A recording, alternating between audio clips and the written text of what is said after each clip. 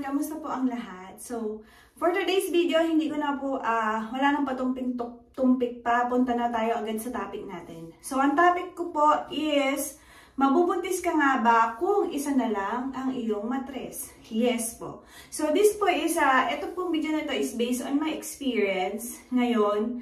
So, karamihan ka po kasi sa ating mga babae ay nagkakaroon ng cyst sa matres or bukol sa matres. Yung iba nagkaka-PCOS, endometriosis, at iba pa pong mga problema sa matres. Ayan. So, kaya na-ooperahan. So, sa case ko po is nagkaroon po ako ng endometriosis na tinatawag. So, yun po yung nagkaroon ako ng bukol sa matres sa left ovary ko. At tinanggal po nila yon. So, sa kasamaang palad, hindi lang po yung bukol ang natanggal nila, pati yung isang ovary ko. So, ang tanong po is, mabubuntis ka ba kung isa na lang yung matres na gumagana sa iyo? Ang sagot po dyan sa akin, based on my experience, is yes po.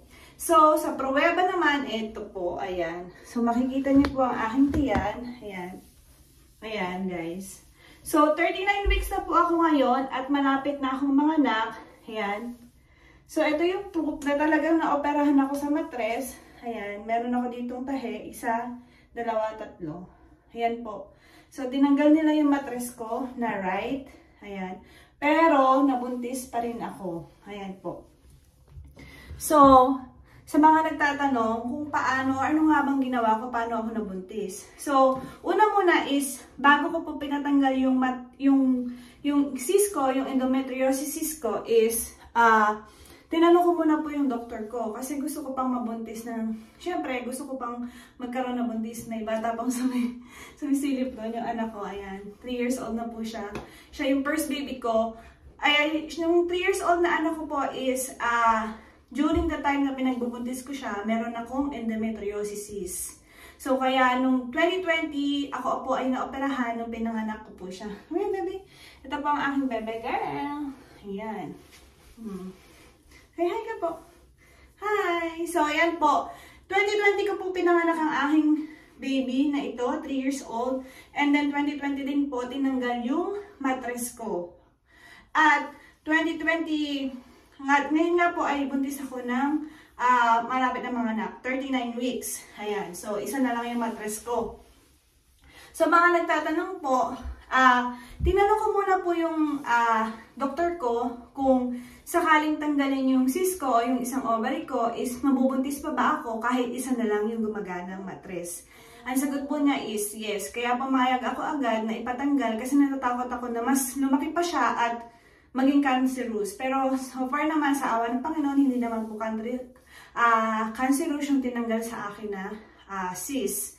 Pero yun nga lang kasi dahil malaki na po siya at hindi na po kayang tanggalin na yung cyst lang, kailangan nilang tanggalin yung mismong ovary ko. So ano nga po ba ang ginawa ko para ako ay mabuntis ulit kahit isa na lang ang ovary? So disclaimer lang po, hindi po ako professional about sa ganito. So kung sakaling gusto niyong mabuntis o isa na lang din yung matres niyo, magtanong din po kayo sa mga OB niyo, sa doktor, kung ano po yung pwede niyong gawin. Ito lamang po ay tips para po sakaling, baka sakaling pong makatulong sa inyo. So number 1, hindi po agad ako nagbuntis after kong manganak. So 2020, naghintay po ako ng 2 years. So 2 years, nagplan kami ni Star na try ulit magka-baby. So, hindi po madali kasi nga, isa na lang yung gumagana sa akin. So, nag-antay kami at I think mga 9 months before ako nabuntis. So, almost 1 year before ulit ako nagbuntis.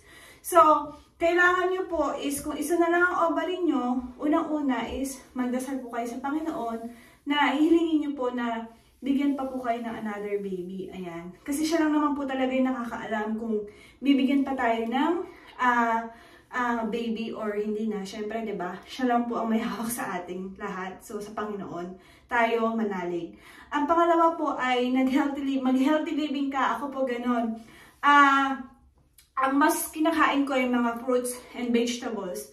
Lalong-lalo na yung 3 prutas na lagi kong kinakain. Banana, apple, and orange. Yan, sobrang nakakatulong din po yan sa akin. At syempre, mag-usap kayo ni Mister na kailangan ipursige nyo talaga na mabuntis ka at kung yun talaga yung goal ninyo. Ayan. At syempre, exercise na rin. Kahit hindi naman yung todo heavy na exercise, basta maglakad-lakad ka or something na gumalaw-galaw ka, na maging healthy yung katawan mo. Ayan. So, uminom ka rin ng mga vitamins. Ako, umiinom ako ng prenatal vitamins kahit hindi pa ako buntis. Kasi, nakakatulong yun para ma-ready na agad yung mattress mo. Ayan. So, yun nga. At syempre, ang pinakahuli sa lahat, wag na wag kang mai-stress. Kasi pag na-stress ka, mahihirapan yung katawan mo o yung body mo na, alam mo yun, magbuntis ulit. Kasi sobrang mahirap kalaban ng stress. Ako sa totoo lang na-stress ako kasi sabi ko mag-1 year na, ba't hindi pa rin ako nabubuntis? Meron naman akong isang mattress na gumagana. So, alam nyo, sa totoo lang, every month nagche-check ako na ng PT ko kung buntis na ba ako o hindi pa. Yun, ganun ako kasi dito na gusto kong mabuntis. Tapos, parang hanggang sa nanawa na ako na hindi ko na chinecheck. Until one time, sabi ko, bakit parang delay na ako ng 5 days? So, dun pa lang ako nakaisip na baka mag-PT nga ako, baka sakali. And then yun, thanks God, nung pag-PT ko, talagang positive na siya, nabuntis na ako. So, ayun nga. So, ayan, makikita nyo, ayan, 9 months na, 39 months na, anytime lalabas na si baby. Kaya yung sa mga mamshi dyan, o yung sa mga katulad kong babae na naghahangad na mabuntis pa, or kahit wala kayong problema sa mattress, pero hindi pa rin kayo magkaanak, pray lang po tayo, pray lang po tayo. Kasi yun ang pinakamabisang paraan para makuha natin. Kung ano yung mga hinihiling natin, manalig lang tayo sa Panginoon na bibigyan niya tayo ng blessings, na malaking blessings. Ito nga yung anak. So, kung sakaling man may nararamdaman kayong problema, yung sa endometriosis pala, kung magtatanong po kayo, magagawa na lang ako ng separate video kung paano ko nalaman na meron ako endometriosis sa mattress ko at kung ano yung mga gamutan, ganyan. Pero yung topic nga po nito is, ang importante is nabuntis ako na kahit isa na lang yung aking mattress. Ayan.